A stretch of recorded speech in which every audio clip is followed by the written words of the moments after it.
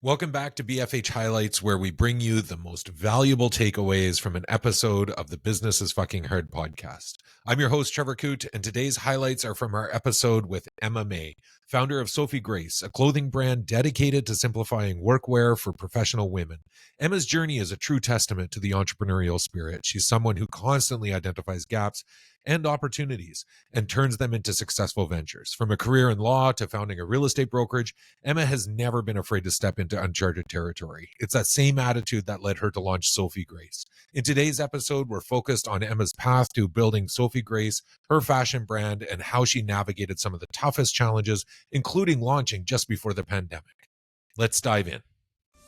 Hi there, I'm Trevor Coote, and this is Business is Fucking Hard, the podcast where business owners pull back the curtain and talk about the realities of owning a business. We'll hear their stories, learn some lessons, and have some fun along the way. Thanks for joining us. Emma's entrepreneurial journey took a major turn when she decided to enter the world of fashion. SophieGrace was born out of her personal frustration with the lack of professional workwear that was both stylish and functional. Let's hear how that frustration in her closet sparked the idea for a new business. And so I was like standing in my closet going, why the hell do I not have like an ivory blouse that matches this ivory pencil skirt that I want to wear? And I've got to dress up for this thing. And this is difficult. And so I had like this like total closet meltdown. And while I was in it, I was dreaming up what I would want my perfect work wardrobe to look like, right? And how it should be modular and how it should be comfortable and how things should just like mix and match. I am that person. I was Elle Woods at law school, right? Like I was like showing up like in my fit, my friends in their sweats, and they're like, "What are you doing?" Love it. And but that was it. My friends were in their sweats, and so I also recognized that there was like a huge cohort of professional women who do not like clothes and fashion and do not like shopping, and they find it unbelievably painful and a giant pain in the ass. Launching a fashion brand is tough enough, but Emma launched SophieGrace in February 2020, just weeks before the pandemic hit. With the need for workwear virtually disappearing overnight, Emma had to pivot quickly to survive. She leaned on e-commerce and adjusted her strategies to meet her customers' new needs. And we came up with sort of 12 pieces, and I went to the bank and took out a $150K line of credit and ordered it all. And then it all showed up on my doorstep February 23rd, 2020. Yeah. COVID. Like everybody didn't need workwear. Yeah. Marketing was something that we really, at the time, the initial plan had really been all of these women's events, all of these conferences, let's show up, pop-ups, community, right? And then all of a sudden, none of that existed for us, right? So we really had to then lean into digital marketing. Right? Because not only did then at that time when we launched my customer not need my product, but there was, I couldn't get out and show it to her other than on the internet. Emma's success didn't come from just sticking to her original plan. She realized that to grow SophieGrace, she needed to listen to her customers. As demand shifted, she leaned into comfort and practicality, attributes that became the cornerstone of her brand. Here's Emma explaining how customer feedback helped shape SophieGrace. Like I remember I actually went to New York and we designed like some really beautiful wool suiting, and like I loved it. It was elegant drapey, looked like a Prada suit. It was like, whoa, I love this.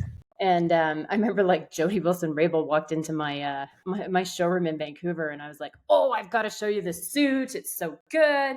And she was like, why would I buy that when I can buy your stretchy stuff? And I was like,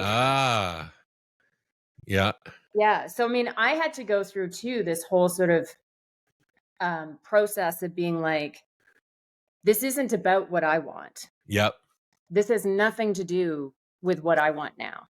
That this is actually, I thought my customer wanted some things, but actually what my customer is telling me is that she wants these things. Right. And then it was all about, okay, how do we make that?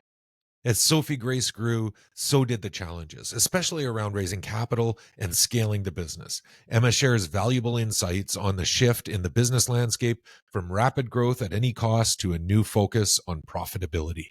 D2C e-commerce has been going through like massive changes, right? So when I launched this in 2020 and then 2021, 22, the vibe was show traction, grow as fast as you can, right? Like Right. just grow. And a ton of VCs were backing, D2C brands, and that was everything, right? And so we did that, and that's expensive and it burns money. Like, I'm just going to say it. It just, you just burn money because you're acquiring customers and you're not quite sure at what cost. And then it's like, are you profitable on that sale? So we did that. And then really at the end in 2023, everything changed. And now the focus is first sale profitability, Yeah. right? So what we've done now is we've got to, okay, well, what's our average order value? What's our margin? What's the contribution? So how much can we actually afford to acquire a customer at on the first sale, right? And so now all of our marketing is really structured around that. And we're not going to be spending money on anything other than getting that first sale profitability. Now, we still know that because we've got this crazy lifetime value of $600 to $1,000 of this customer, that, even if we did acquire it over sort of our target's like 180 right now. Even if we acquired it higher, it's fine in the long run, but we don't have the capital in the short run to do that, right? Like that just burns your money. One of the most important aspects of Emma's business strategy is staying close to her customers. SophieGrace's success is largely due to Emma's ability to listen and respond to her customers' needs. Here's Emma talking about how this customer-centric approach has been key to her brand. And I also started to realize that actually what interested me was my customer, Yeah. right? And Yeah. that actually, the sort of some of the fashiony stuff and the designing something cool, like that's fun. But when you get an email from a customer that says, you've changed the way I get ready for work in the morning. You've Right. changed the way I go on trips and business travel. You've made my life so easy. I am so happy. And then you look them up and you're like, they're this baller, right? And you're like, oh my God, we've had this like really positive impact on this person's life. Yeah. And she feels now her best. And and that became for me my North Star, right? Right. Is how am I making my customers feel every day? And are they feeling like everything that we're doing is supporting them and making them be able to do all the cool shit they do in their world easier and make their life easier, right? And like so and that was and the team knows that. So when we get good emails, I get them. And people email me too. I try to stay really in close touch with our customers, right? Like I like sending personal emails out to people, and then I get like 200 emails back, and people describe their world and their life and how the product fits into it or what it is that they want from us. And that is like that's the magic of it, Trevor, right? Emma's journey shows us what it means to be a true entrepreneur.